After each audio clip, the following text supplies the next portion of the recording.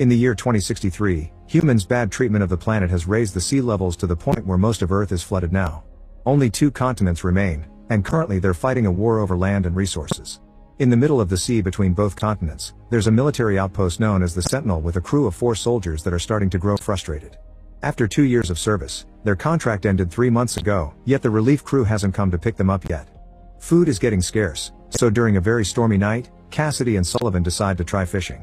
Surprisingly, they do well and fill their big net with plenty of catches.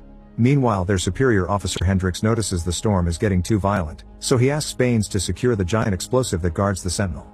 At that moment, the waves begin growing big and violent, affecting the outpost's pipelines. Baines rushes to fix them and gets his hand stuck, causing him to struggle underwater for several minutes until he finally can free himself. Outside, the waves take the net away and the duo loses their bounty. Sullivan tries to grab something again, but the wind is getting too strong and dangerous, so he has to rush back inside before he's taken away too. Everyone makes it back just in time before the enormous wave hits the structure, causing it to shake and pushing water through every entrance, but the Sentinel is still standing when it's over. The next morning, the group discuss how to lower the consumption of their resources while having military rations for breakfast. Baines wonders what happened to the fish and gets angry when he hears they lost them, and Sullivan retaliates by insulting Baines for taking parts from his kitchen to repair the main pipes. An argument ensues and Hendricks reminds them to behave like adults, asking them to concentrate on the repairs. Baines wonders why they don't ask for the relief to hurry, but Hendricks reminds him the telegraph is to make reports only. Afterward, Sullivan does the daily report using the telegraph. He informs the base that there have been no events, and they reply there are no events there either, same as the last few months. Sometime later, Sullivan joins Hendricks outside and after making some jokes about their air dancer, Sullivan looks at the sea with the binoculars. He's shocked to discover a ship is approaching, which Cassidy confirms when she checks the radar. Sullivan gets very happy because he assumes it's the relief, but Hendricks is wary and orders Baines to bring some weapons in case it's the enemy. Cassidy tries to contact the ship yet gets no answer, so Hendricks decides to give the ship a chance. He hands Sullivan a gun and tells him to take the boat to meet the ship and make sure there aren't any enemies to worry about. Sullivan immediately takes off and approaches the ship, calling out for any possible passengers, but there's still no answer. With his gun out and ready, Sullivan boards the ship and begins investigating, getting more and more upset when he notices the clues. Objects are covered with dirt, the radio isn't working, and there's untouched food in the cabinets. Hendricks tries to contact him for a status update, but Sullivan ignores him as he finds 4 bags destined for them.